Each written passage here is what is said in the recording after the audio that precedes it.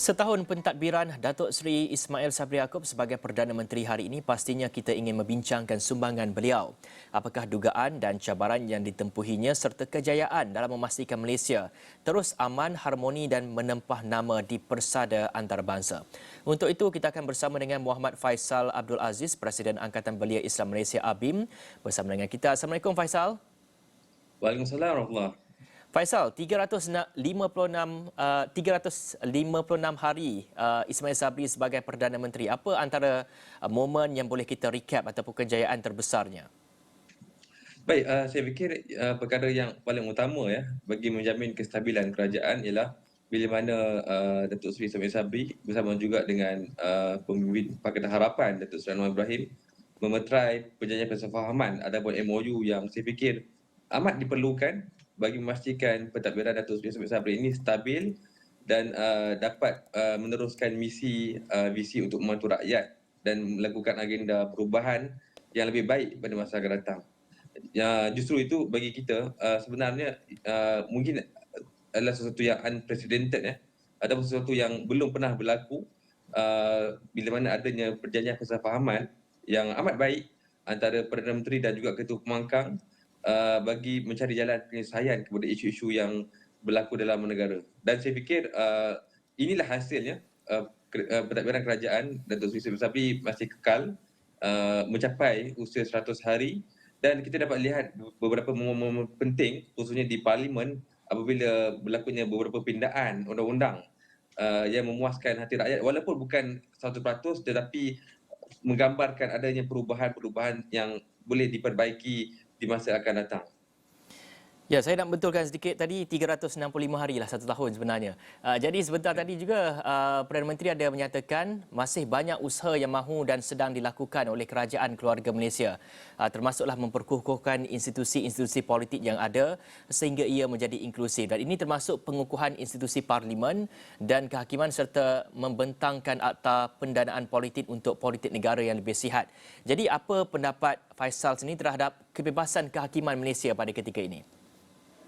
Baik, bila mana kita bicara tentang perubahan struktur politik yang lebih baik, kita juga berterima kasih kepada Datuk Seri Wan Junaidi, Menteri di Faktor Undang-Undang yang bersungguh-sungguh untuk membawa reformasi ataupun perubahan yang lebih baik dalam sistem pengasingan kuasa antara legislatif, kehakiman dan juga eksekutif.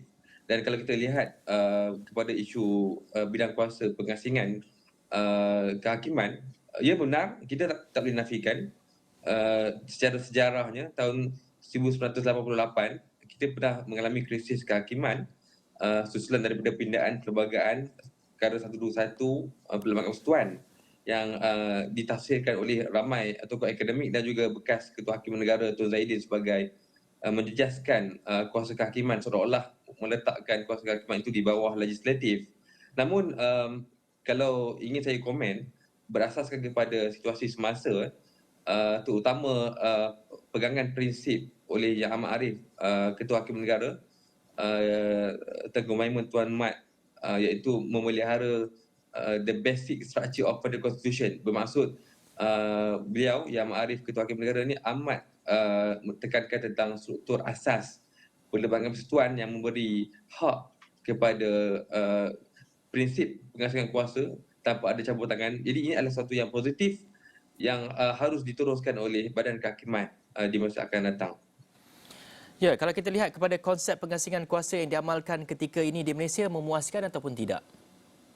Saya fikir dalam konteks praktikal, setidak-tidaknya berasaskan kepada um, keputusan ataupun written judgement oleh Yang Amat Arif Tengku Maimun itu menjelaskan bagaimana Yang Amat Arif Tengku Maimun ini amat tegas memastikan konsep pengasingan kuasa ini tidak dicampuri. Saya ambil contoh, sebenarnya beberapa perkara itu perlu diperbaiki. Saya ambil contoh, kalau kita nak lihat encroachment ataupun campur tangan eksekutif atau legislatif kepada kehakiman ini paling mudah dalam banyak akta parlimen.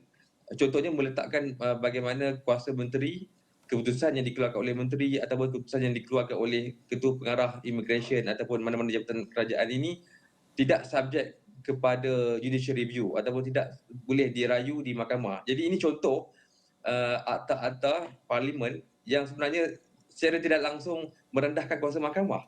Dan inilah yang diperjuangkan oleh Yang Ma'arif Tengku Maimun apabila mentafsirkan akta-akta sebegini sepatutnya dipinda kerana ia jelas bercanggah dengan prinsip separation of power ataupun pengasingan kuasa yang dijamin dalam perlembagaan persekutuan.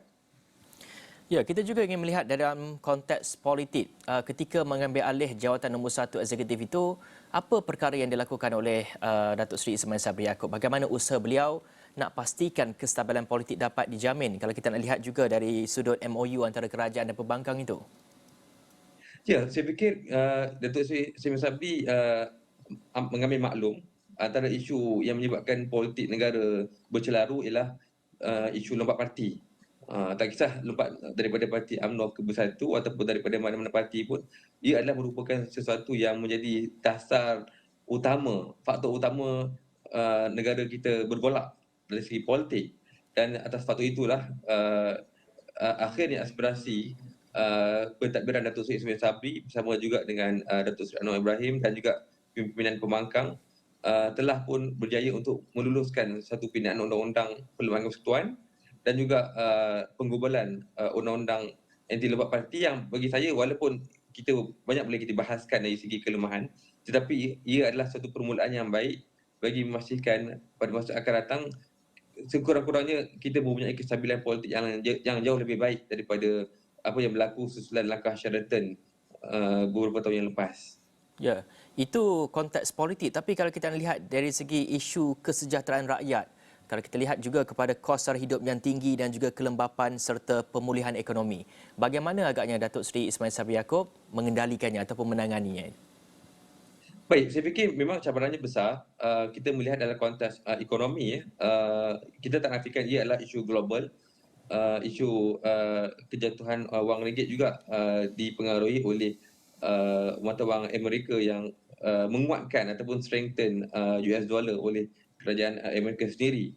Namun kita juga memikirkan bahawa masih lagi banyak yang perlu dilakukan khususnya dalam konteks engagement ataupun dalam konteks libat urus antara kerajaan dan juga pimpinan-pimpinan di peringkat akar rumbi, NGO, peniaga dan sebagainya bagi memastikan kos sara hidup ini dapat diatasi dengan baik. Sebab bagi kita tak boleh nafikan beberapa tindakan kerajaan menarik subsidi ini dilihat mungkin kurang strategik kerana kita mengalami beberapa fasa. Saya ambil contoh, kita sebenarnya baru selepas selesai fasa gaji minima yang mana memperlihatkan kenaikan harga barang, makanan dan sebagainya. Tiba-tiba ditarik subsidi isu harga minyak dan sebagainya. Jadi ia harus dilakukan secara lebih strategik dan dalam masa sama saya fikir perlu ada usaha untuk menambahkan lagi pendapatan kerajaan bagi memastikan kita sustain di masa akan datang. Baik, terima kasih kepada Muhammad Faisal Abdul Aziz, Presiden Angkatan Belia Islam Malaysia ABIM atas kupasan itu dan kita akan berehat dulu seketika, kita kembali selepas ini.